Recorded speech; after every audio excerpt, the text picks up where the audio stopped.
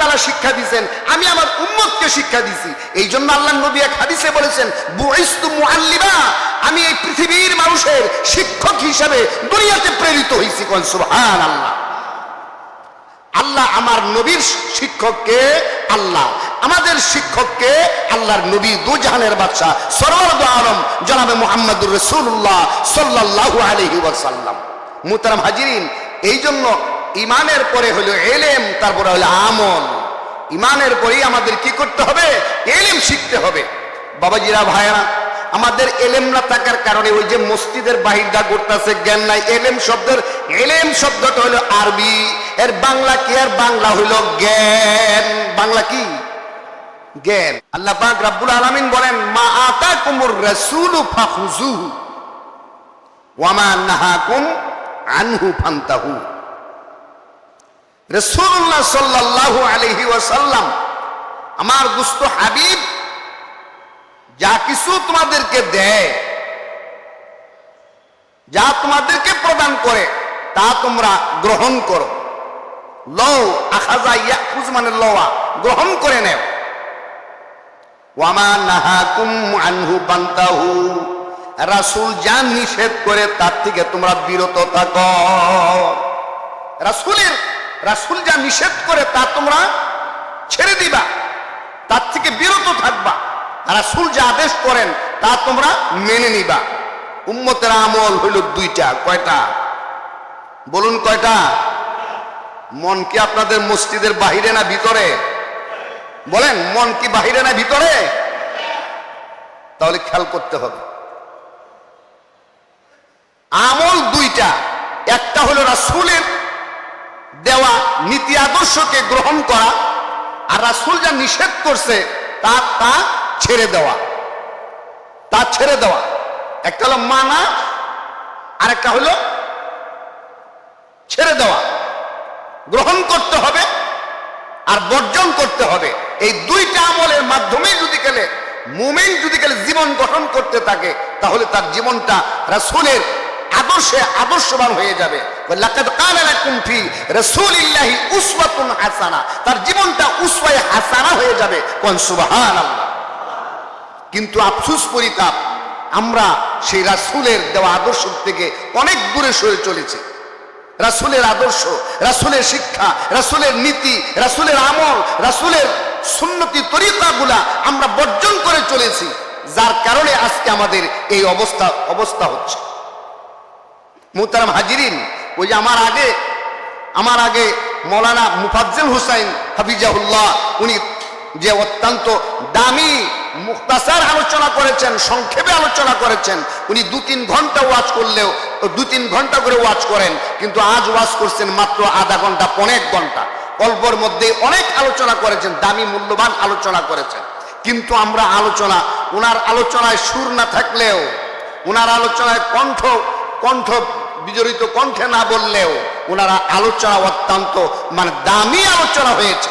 এই আলোচনার মধ্যে যদি গেলে, এই আলোচনাগুলো যদি আমরা বুকে ধারণ করতে পারি, সিনাই যদি গেলে তুলে নিতে পারি, কলমে যদি গেলে আমরা উঠাই নিতে পারি, তাহলে আমাদের জীবন, আমাদের পাথেও আমাদের বাকি জীবনটা কামিয়াব হবে, সার্থক হবে। কোন সুবহানাল্লাহ।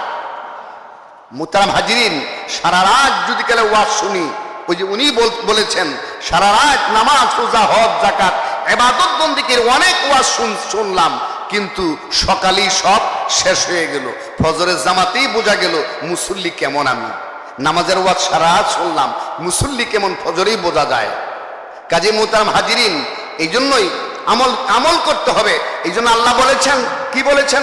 ইন্নাল্লাযীনা আমানু ওয়া আমিলুস সালিহাত। শুধু ইমানদার দাবি করলেই বাবাজিরা, ভাইয়েরা, চলবে না। ইমানদার দাবি করলেই চলবে না। আমি মুমিন, আমি ইমানদার, আমি মুসলমান দাবি করলেই চলবে না। কি করতে হবে? ওয়া আমিলুস সালিহাত। নেক আমলগুলা দেখে দেখে, খুঁটে খুঁটে সংগ্রহ করে নেক আমলগুলা আমাদের করতে হবে। যারা ঈমান আনার পরে যারা নেক আমল করবে, তাদের জন্য আমার আল্লাহ রেখেছেন কানাত লাহুম জান্নাতুল ফিরদাউসি নুজুলা। আল্লাহ পাক তাদের জন্য জান্নাতুল ফিরদাউসটা ওয়াজিব করে দিবে। কোন সুবহানাল্লাহ। কি করবে? ঈমান আনার পরেই নেক আমল। আগে ঈমান, তারপরে আমল। আগে ইমান, তারপরে কি আমল। ইমান এবং আমলের কথা, মাঝখানে আরেকটু কথা আছে। শুধু ইমান, আমল কিসের মাধ্যমে হবে বলুন তো দেখি? আমলটা এলেমের মাধ্যমে হবে। ইমান, এলেম, আমল। কোন সুবহানাল্লাহ। অন্য হাদিসে আসছে ইমান, এলেম, আমল। ইমান আনার পরে আমানতু বিল্লাহি, আমি ইমান আনলাম, ওয়া মালাইকাতিহি ওয়া কুতুবিহি ওয়া রুসুলিহি, বললাম ঠিকই, কিন্তু আমাকে নেক আমল করতে হবে। আমলের পদ্ধতি আগে, পদ্ধতির শিক্ষা আগে গ্রহণ করতে হবে। আমলে আল্লাহ পাক রব্বুল আলামিন আমার নবীকে আগে এলেম শিক্ষা দিয়েছেন। আপনার আমার যেরকম উস্তাদ আছে, দুনিয়ার মানুষের উস্তাদ আছে, আমার নবীর উস্তাদকে, আমার নবীর উস্তাদ হলো আল্লাহ। কোন সুবহানাল্লাহ। আল্লাহ পাক রব্বুল আলামিন নবীকে এলেম শিক্ষা দিয়েছেন, এলেম শিক্ষা দিয়েছেন। এই জন্য আল্লাহ নবী বলেছেন, তলাবুল ইলমি ফারিদাতুন আলা কুল্লি মুসলিমিন ওয়া মুসলিমাত, প্রতিটা নরনারী সকলের জন্যই ইলমে দ্বীন শিক্ষা করা ফরজ। আল্লাহ নবী যখন আল্লাহর কাছ থেকে এলেম পাইতে শুরু করলেন, এলেম পাইতে শুরু করলেন, আল্লাহ নবী ঘোষণা দিলেন যে এলেম শিক্ষা করা আমাকে আল্লাহ তাআলা শিক্ষা দিয়েছেন, আমি আমার উম্মতকে শিক্ষা দিছি। এই জন্য আল্লাহ নবী এক হাদিসে বলেছেন, বুইস্তু মুআল্লিমা, আমি এই পৃথিবীর মানুষের শিক্ষক হিসেবে দুনিয়াতে প্রেরিত হয়েছি। কোন সুবহানাল্লাহ। আল্লাহ আমার নবীর শিক্ষককে, আল্লাহ আমাদের শিক্ষককে, আল্লাহর নবী, দুজাহানের বাদশা সরওয়ার দু আলম জনাবে মুহাম্মদুর রাসূলুল্লাহ সাল্লাল্লাহু আলাইহি ওয়াসাল্লাম। মুহতারাম হাজিরিন, এই জন্য ইমানের পরে হলো এলেম, তারপরে হলো আমল। ইমানের পরেই আমাদের কি করতে হবে? এলেম শিখতে হবে। বাবাজিরা, ভাইরা, আমাদের এলেম না থাকার কারণে ওই যে মসজিদের বাহিরটা করতেছে, জ্ঞান নাই। এলেম শব্দটা হলো আরবি, এর বাংলা কি? আর বাংলা হইল জ্ঞান। বাংলা কি? জ্ঞান। আমরা আলেম মানুষ, আলেম তো হইনি আসলে, এলেম তো নাই। তারপরে কি করে আমরা ওই এলেম করি, মাদ্রাসায় পড়াশোনা করছি, এলেম করি। হ্যাঁ, এলেম শব্দ অর্থ হলো কি? জ্ঞান। এলেম শব্দ অর্থ কি? জ্ঞান। এই জন্য কিতাবে আসছে, বেএলেম খুদা কুনিহি পাসিকতা। দুনিয়ার সব মানুষ আল্লাহকে পাবার চায়। সব মানুষ কারে পাবার চায়? কি গো, কাকে পাইতে চাই আমরা? কাকে পাইতে চাই বলুন? আল্লাহকে পেতে চাই। কথা বলেন না কেন ঠিক মতো? কাকে পেতে চাই? আল্লাহকে পেতে চাই। কিতাবে আসছে, বেএলেম খুদা কুনিহি পাসিকতা, এলেম ছাড়া কোনোদিন আল্লাহকে পাওয়া যায় না।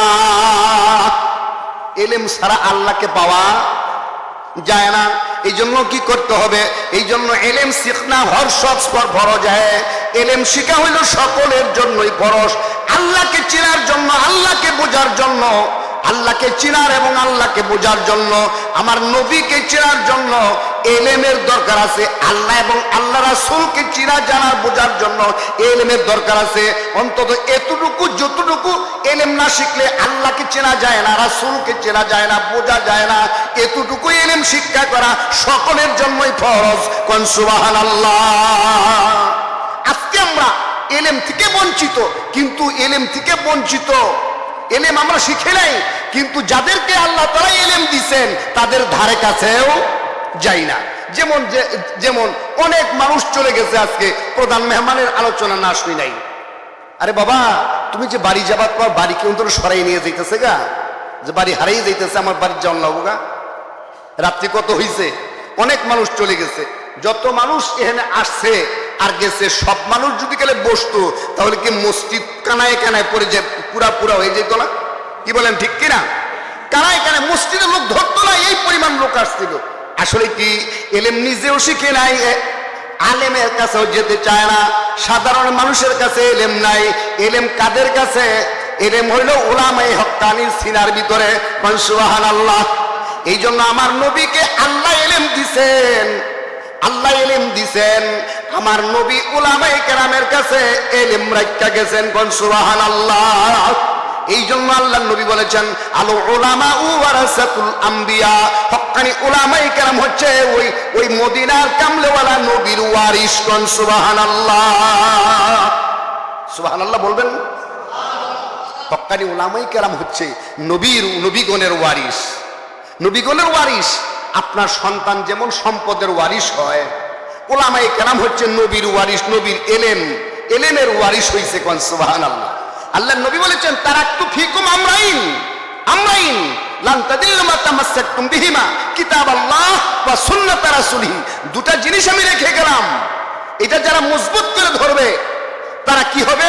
কখনো পথভ্রষ্ট হবে না। সেই দুটা জিনিস উলামায়ে কেরামের সিনার ভিতরে উঠাই নিছে।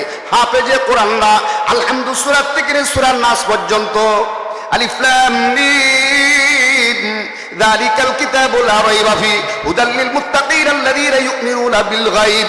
এই যে হাফেজরা কোরআন তেলাওয়াত করে, এই হাফেজদের এই সূরা আলহামদু সূরা থেকে সূরা নাস পর্যন্ত तमाम কোরআনটা আল্লাহ পাকের কুদরতের মাধ্যমে সিনার ভিতরে ভইরা দিয়েছে। কোন সুবহানাল্লাহ। মুহতারাম হাজিরিন, এই যে কোরআনের এলেম দেখেন, तमाम দুনিয়ার কোন বই পুস্তক আপনি বলুন যে কি করে কয় ক্লাস 1 থেকে নিয়ে ক্লাস 10 পর্যন্ত, ক্লাস 10 থেকে নিয়ে ডিগ্রি পর্যন্ত, ডিগ্রি থেকে নিয়ে এমএ পর্যন্ত, এই কোন বই কি ফার্স্ট টু লাস্ট কোন ক্লাসে মুখস্থ করতে হয়? কি কোন মুখস্থ করতে হয়? বাংলা, ইংরেজি, অঙ্ক, আরবি কোন বই কি পড়তে হয়? মুখস্থ করতে হয়। ফার্স্ট টু লাস্ট কানি কোলা তুলে মুখস্থ করতে হয় না। কিন্তু তামাম কোরআনটা আল্লাহ পাক রব্বুল আলামিন সিনার ভিতরে ভইরা দিছে। অনবরত আসতেছে, অনবরত কোরআন বের হইতাছে। কোন সুবহানাল্লাহ। কাদের কুদরতদারি কাদের কুদরতদারি বরকামাল, আনতা রাব্বি আনতা হাসবি জুল জালাল।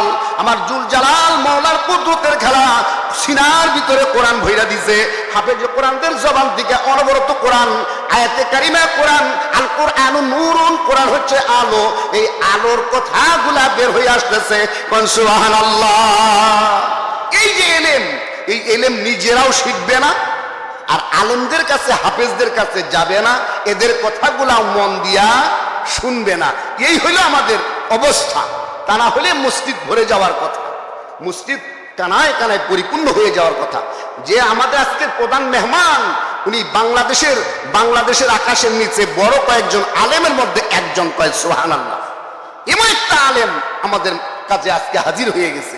এই আলেমের থেকে যাওয়াই উচিত না। আলেমের ঘামে, আলেমের শরীরের গাম দিয়েও এলিমের নূর বের হইতে থাকে। কোন সুবহানাল্লাহ।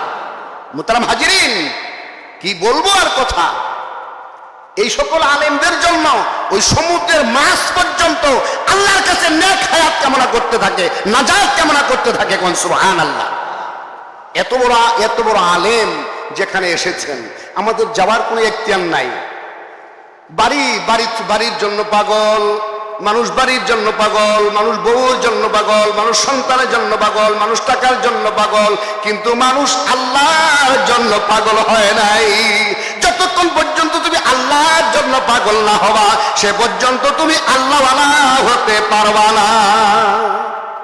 যে পর্যন্ত মানুষ আল্লাহর জন্য পাগল না হবে, সে পর্যন্ত মানুষ আল্লাহওয়ালা হতে পারবে না।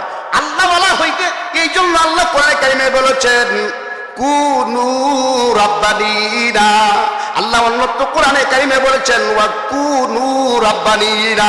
দুনিয়ার মানুষ রে, তোমরা সকলেই আল্লাহওয়ালা হইয়া যাও, রব্বানি হইয়া যাও। কোন সুবহানাল্লাহ। কোরআনে কারিমে আল্লাহ সুন্দর করে বলেছেন কুনু রাব্বানিনা, তোমরা সব আল্লাহওয়ালা হয়ে যাও। আল্লাহওয়ালা হতে হলে ওই যে আমার আগে আলোচনা করেছেন হুজুর, আল্লাহওয়ালা যদি হতে চাই, আল্লাহওয়ালা, ঈমানওয়ালা, আমলওয়ালা, এলেমওয়ালা, আমলওয়ালা আল্লাহওয়ালাদের সান্নিধ্যে যেতে হবে। তাদের ওয়াজ নসিহতকে নিজের পাথেও নিজের মনে করতে হবে। আপনি ওই জমা করে রাখবেন, এটাই আপনার জন্য ওই আলেমদের এলেম শুনবেন, সিনার ভিতরে উঠাবেন, আর এটাই আপনাকে সিরাতুল মুস্তাকিমের রাস্তা দেখাই দিবে। কোন সুবহানাল্লাহ।